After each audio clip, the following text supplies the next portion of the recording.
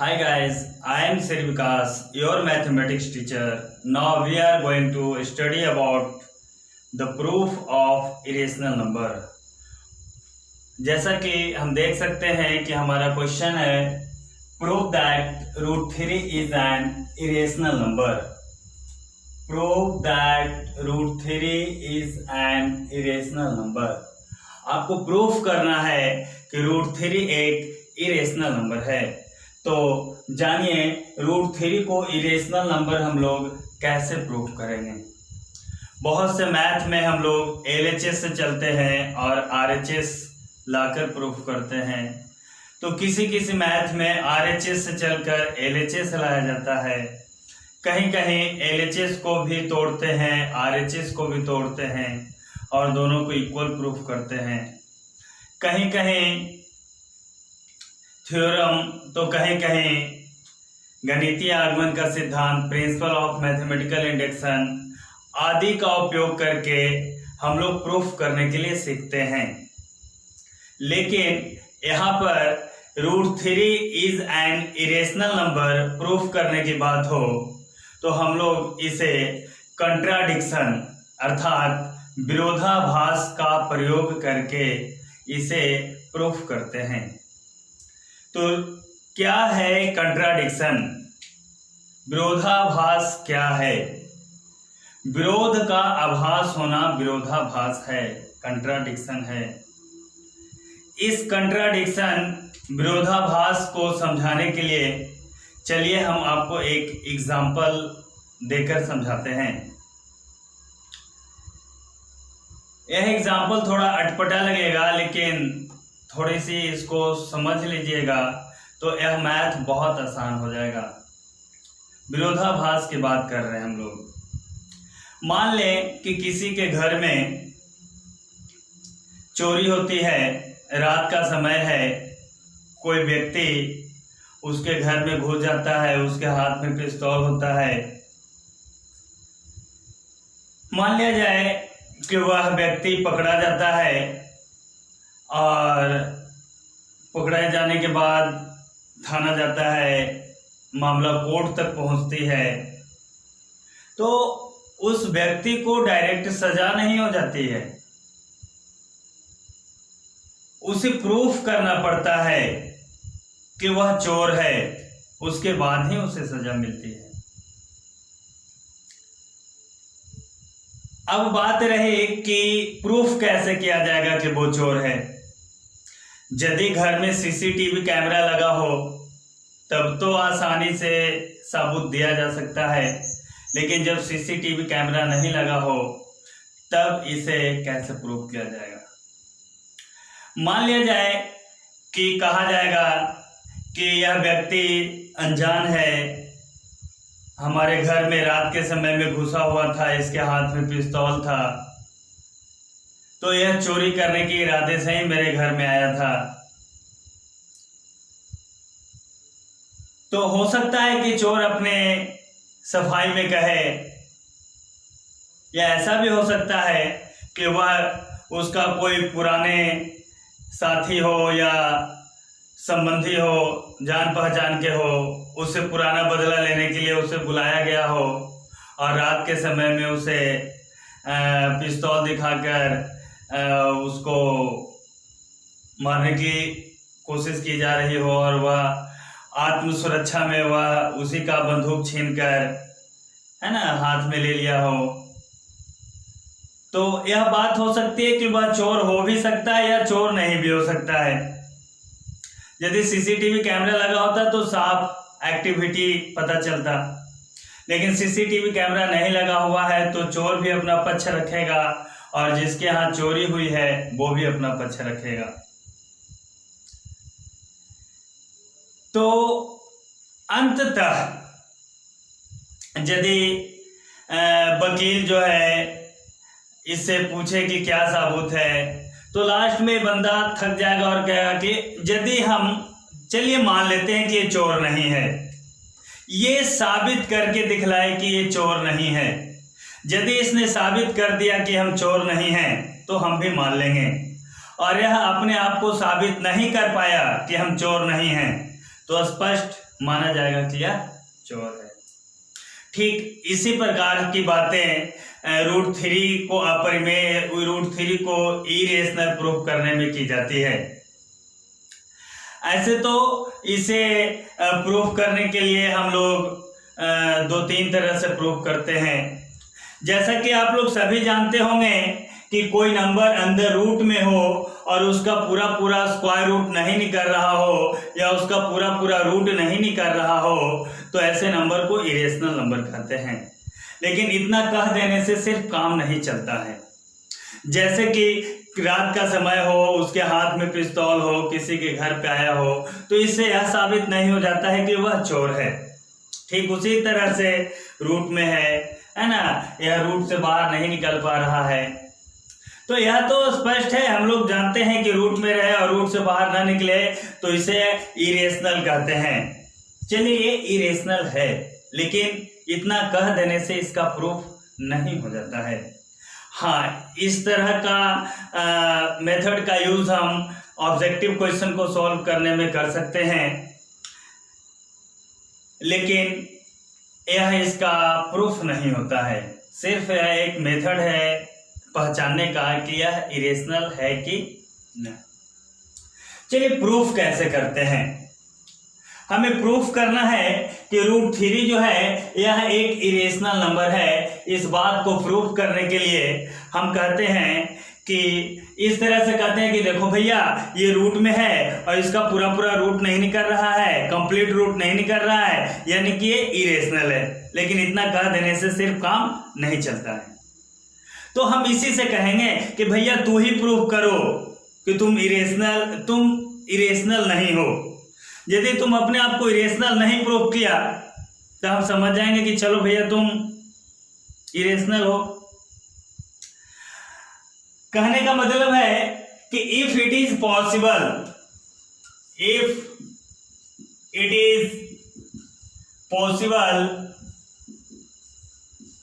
Then let root 3 is an rational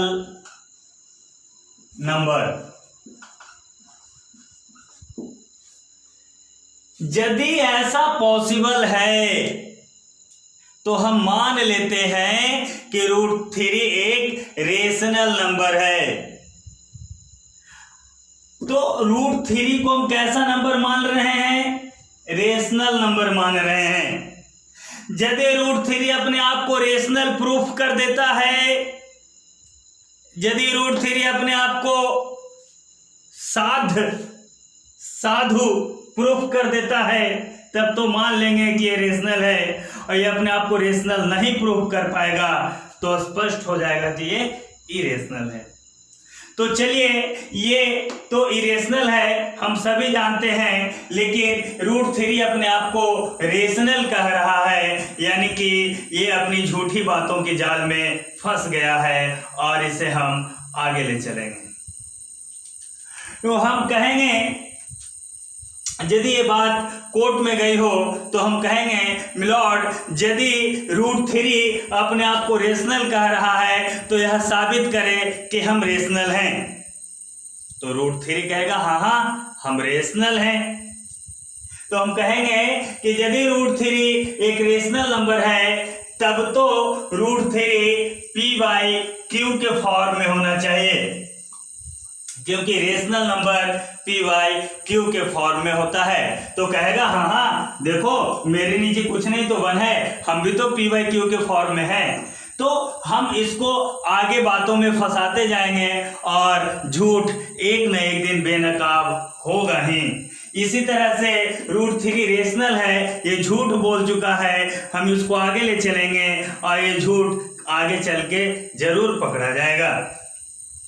तो root three अपने आप को रेशनल कह रहा है, तो हमने मान लिया कि root three is in the form of p/q। और रेशनल नंबर का रूल होता है कि where q is not equal to 0। हाँ, एक चीज और होता है कि HCF of PQ equal to 1। Rule होता है कि हम रेशनल नंबर मान लिया जाए कि ये आपका ले लीजिए 12/18 को ले लीजिए। यदि ये रेशनल नंबर है तो रूल होता है कि rational number should be written in smallest form, standard form. Rational number को स्टैंडर्ड फॉर्म में लिखना होता है।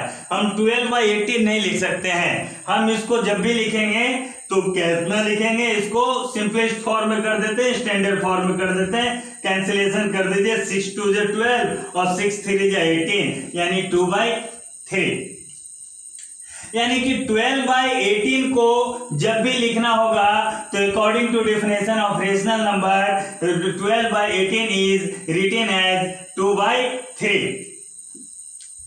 तो हम कैसे पता करेंगे कि कोई रेशनल नंबर सिंपलेस्ट फॉर्म में है अथवा नहीं। मान लिया जाए कि आपको कोई नंबर दे दिया जाए, बड़ा सा नंबर दे दिया जाए और आपसे कहा जाए कि बताइए कि ये दोनों सिंपलेस्ट फॉर्म, ये जो रेशनल नंबर है ये सिंपलेस्ट फॉर्म में है कि नहीं, यानी कि ये दोनों कटेगा कि नहीं कटेगा। यदि ये छोटी संख्या होती तो हम लोग चेक कर लेते हैं कि 2 से डिविजिबल है कि नहीं, दोनों 3 से डिविजिबल है कि नहीं, दोनों 5 से डिविजिबल है कि नहीं, दोनों 7 से डिविजिबल है कि नहीं। चलिए मान लिया जाए कि हम इसे चेक भी करते हैं कि दोनों 3 से डिविजिबल है तो 2 से डिविजिबल है कि नहीं। तो 2 की डिविजिबिलिटी का यूज करके हम चेक करेंगे, नहीं भाई दोनों 2 से डिविजिबल नहीं है। फिर 3 से डिविजिबिलिटी का चेक करेंगे, 5 7 11 13 से चेक करेंगे। यदि 13 से भी डिविजिबल ना हुआ दोनों तो 17 पे जाएंगे, 19 पे जाएंगे। इतना जाते जाते आप थक जाइएगा। 19 के बाद भी आपको लगेगा कि हो सकता है कि 23 से दोनों डिविजिबल हो जाए, या तो आपको लग सकता है कि दोनों 23 से डिविजिबल नहीं हुआ तो लगेगा कि चलो आगे चेक करते हैं 29 से डिविजिबल हो जाए। हो सकता है 29 से डिविजिबल नहीं हुआ तो हो सकता है कि आगे अरे भैया आगे कितना चेक कीजिएगा, आप थक जाइएगा। तो इस बात को चेक करने का एक शॉर्ट तरीका है कि इन दोनों का HCF निकालेंगे। यदि HCF 1 आ गया तो कहेंगे कि ये सिंपलेस्ट फॉर्म में है, और HCF 1 के अलावा कुछ और आएगा तो हम कहेंगे कि वही HCF से ये दोनों कैंसिलेशन होकर सिंपलेस्ट फॉर्म में आ जाएगा। तो चलिए हम यहां पे चेक करते हैं इसको।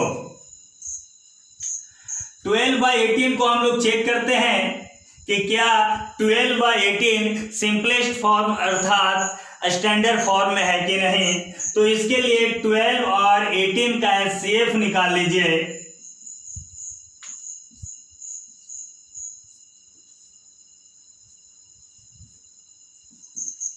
नहीं, HCF कितना आता है, HCF आपका 6 आता है, यानी कि ये दोनों नंबर जो है 6 से डिविजिबल है। तो क्यों ना इन दोनों नंबर को 6 से डिवाइड किया जाए और डिवाइड करने के बाद इनको सिंपलेस्ट फॉर्म में लाया जाए।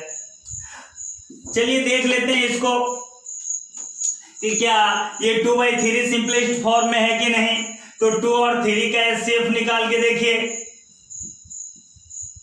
तो HCF कितना आ जाता है, HCF आपका आ जाता है 1 आ जाता है, यानी कि 1 से दोनों डिविजिबल है, न्यूमरेटर और डिनोमिनेटर दोनों। तो 1 से दोनों डिविजिबल है तो दोनों को 1 से डिवाइड करते हैं। तो दोनों को 1 से डिवाइड करने के बाद देखते हैं कि नहीं 2/3 ही रहता है, यानी कि जब HCF 1 आ जाए तब और वह सिंपलेस्ट नहीं हो सकता है, यानी न्यूमरेटर और डिनोमिनेटर का HCF 1 आ जाए तो कहेंगे कि वह सिंपलेस्ट फॉर्म में है, और HCF 1 के अलावा कुछ और आए तो कहेंगे कि वही HCF से दोनों कैंसिल होकर सिंपलेस्ट फॉर्म में आएगा। यानी कहने का मतलब है कि एक रेशनल नंबर को सिंपलेस्ट फॉर्म में ही होना चाहिए, और एक रेशनल नंबर सिंपलेस्ट फॉर्म में तब कहलाता है जब न्यूमरेटर और डिनोमिनेटर का HCF 1 हो जाए। तो कहने का मतलब है कि √3 एक अपने आप को रेशनल नंबर कह रहा है, तो P/Q के फॉर्म में होगा जो रेशनल नंबर का स्टैंडर्ड फॉर्म होता है, और according to rule of rational number इसे स्टैंडर्ड फॉर्म में होने के लिए P और Q का HCF कितना होना चाहिए, तो 1 होना चाहिए। तो चलिए हम इस बात को आगे बढ़ाते हैं। हम कहा जाएगा कि your honour written right this point, जो पॉइंट है इसे नोट डाउन किया जाए। तो चलिए यह पॉइंट हमारा नोट डाउन हो चुका है, हम आगे केस को बढ़ाते हैं। तो आप जैसा कि देख रहे हैं कि √3 = P/Q है। √3 के नीचे कुछ नहीं तो 1 होता है, क्रॉस मल्टीप्लिकेशन करेंगे, P में 1 से मल्टीप्लाई करेंगे तो P हो जाएगा, और √3 में Q से मल्टीप्लाई करेंगे तो √3Q हो जाएगा। क्रॉस मल्टीप्लिकेशन किया गया। चलिए अब यहां पे हम स्क्वायरिंग बोथ साइड करते हैं, स्क्वायरिंग बोथ साइड्स, दोनों तरफ स्क्वायर करते हैं। P = √3Q है, स्क्वायर इधर भी किया गया और स्क्वायर इधर भी किया गया। P का स्क्वायर P², √3 का स्क्वायर 3, Q का स्क्वायर Q²। हम कहेंगे कि नोटेड दिस पॉइंट ऑनर, इस पॉइंट को भी नोट किया जाए। चलिए इस पॉइंट को भी हम लोग नोट कर लेते हैं। चलिए बात को आगे बढ़ाते हैं। जैसा कि आपको मैं बता दूं कि यहां पे P² = 3Q² को हम लिख सकते हैं 3 × Q²। जैसा कि आपको मालूम होना चाहिए कि 3 और Q² के बीच में कुछ नहीं तो इंटू होता है। तो मैं आपको बता दूं एक बात कि आपको 6 = 2 × 3 लिखा हुआ है, तो इसका मतलब क्या होता है, थोड़ी सी बात को समझिएगा आप। मैं एक बात समझाना चाह रहा हूं। 6 में 2 से डिवाइड कीजिए तो 2 3 या 6। आपको मालूम होगा, आप जानते होंगे कि dividend = divisor into quotient plus remainder. तो यहाँ तो रिमाइंडर है ही नहीं, तो रिमाइंडर क्या लिखना, 0 प्लस क्या लिखना।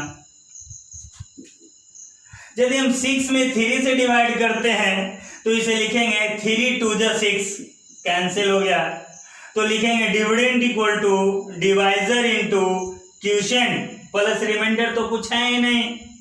तो बच्चों बात यहां पर यह है कि 6 = 2 × 3 लिखा गया है, तो इसका मतलब ये होता है कि 6 जो है 2 से डिविजिबल है 3 टाइम्स, यानी 6 2 से डिविजिबल है 3 मरतबे। अरे जितना मरतबे डिविजिबल है 6 2 से डिविजिबल तो है ना। 6 = 3 × 2 लिखा जाए तो इसका मतलब क्या होता है कि 6 जो है 3 से डिविजिबल है।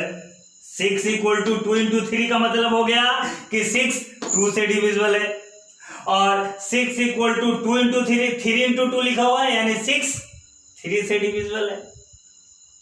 यदि A = B × C लिखा जाए तो इसका मतलब ये होता है कि A B से डिविजिबल है। ठीक उसी प्रकार से P² = 3 × Q² लिखा गया है, तो इसका मतलब ये है कि P² is divisible by 3. So P² is divisible by 3. और एक रूल है कि जब P² ये प्राइम नंबर के लिए लागू होता है कि किसी भी प्राइम नंबर, कोई भी स्क्वायर नंबर किसी प्राइम नंबर से डिविजिबल हो तो उसका स्क्वायर रूट भी उस नंबर से डिविजिबल होता है। तो चलिए इस रूल के तहत, इस थ्योरम के तहत हम कह सकते हैं कि जब पी स्क्वायर 3 से डिविजिबल है, that means show p is also divisible by 3।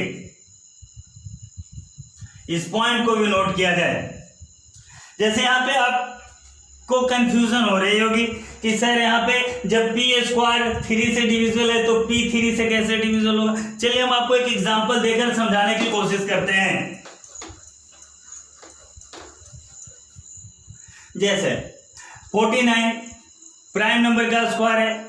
यदि 49 दैट मीन्स 7 का स्क्वायर 7 से डिविजिबल है, तो इसका मतलब कि जब 49 का स्क्वायर रूट यानी 7 भी 7 से डिविजिबल होगा।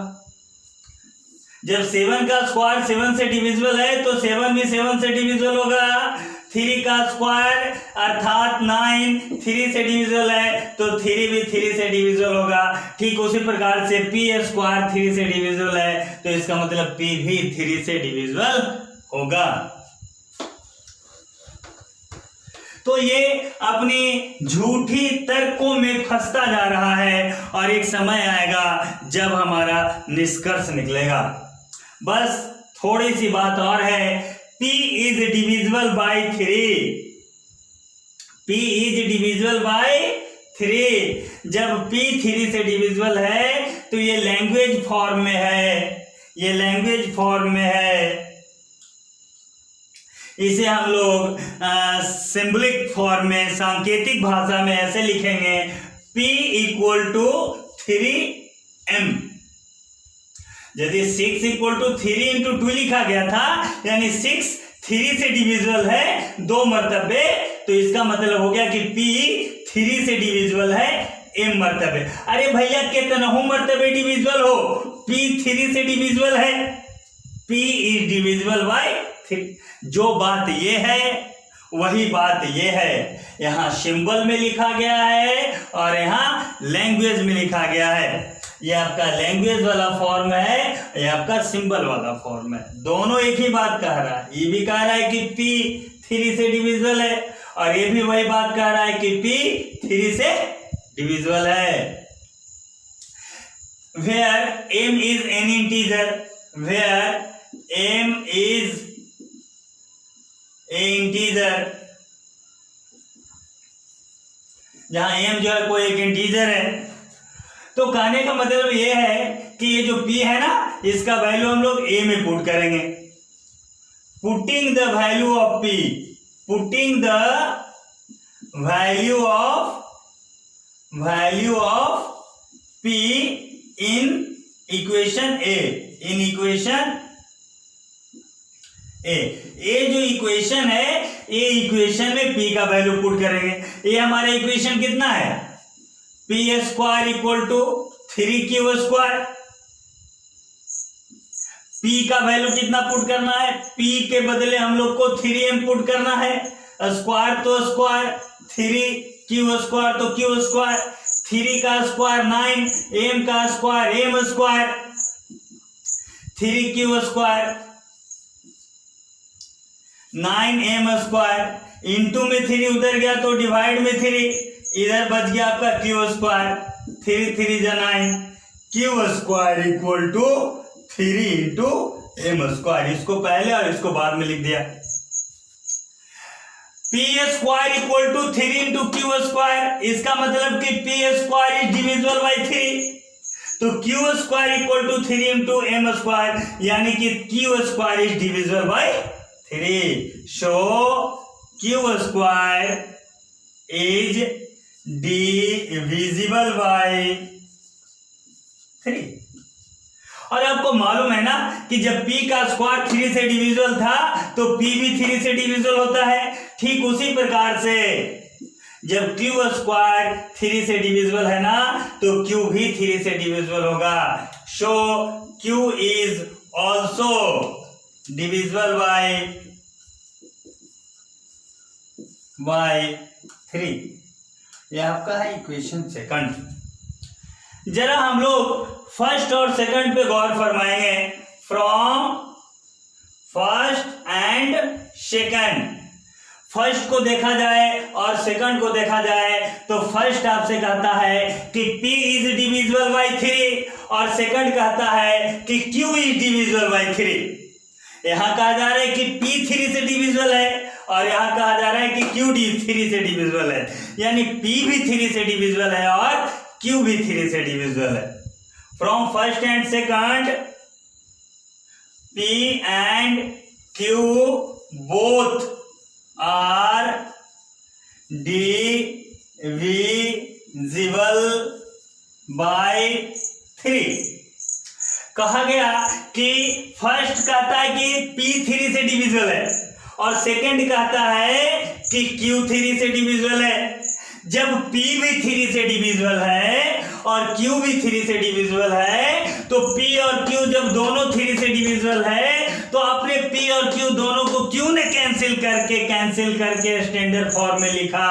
क्यों कह दिया कि p और q का HCF 1 होगा, जबकि p और q दोनों 3 से डिविजिबल है।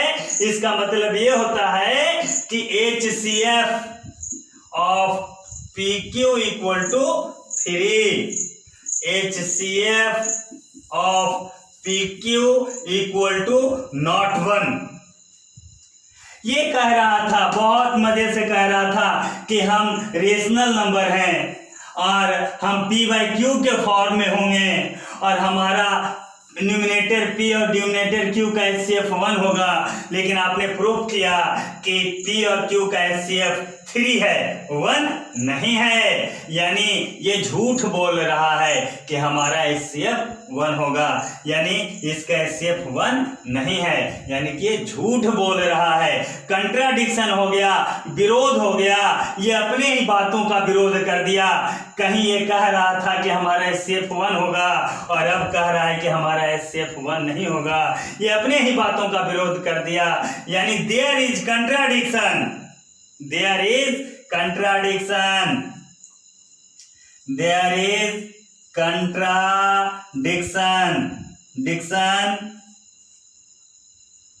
in the statement। यानी इसका जो स्टेटमेंट है ना, इसके स्टेटमेंट में कंट्राडिक्शन पैदा हो गया है, विरोध पैदा हो गया है। यानी ये अपने ही बातों को झूठ कह रहा है। यानी ये तो कह रहा था कि हम रेशनल नंबर हैं, यानी कि ये झूठ कह रहा है, यानी ये रेशनल नंबर नहीं है। सो √3 इज नॉट रेशनल। √3 जो है रेशनल नंबर नहीं है। √3 is not rational number. So √3 is an irrational number. Proved। इस तरह से आप देख सकते हैं कि √3 एक इरेशनल नंबर है, इसे प्रूफ किया गया। इस तरह से और भी क्वेश्चंस आते हैं और उन सारी क्वेश्चंस को प्रूफ करने के लिए हमारा नेक्स्ट वीडियो देखना ना भूलें। आज के वीडियो में इतना ही। That's all.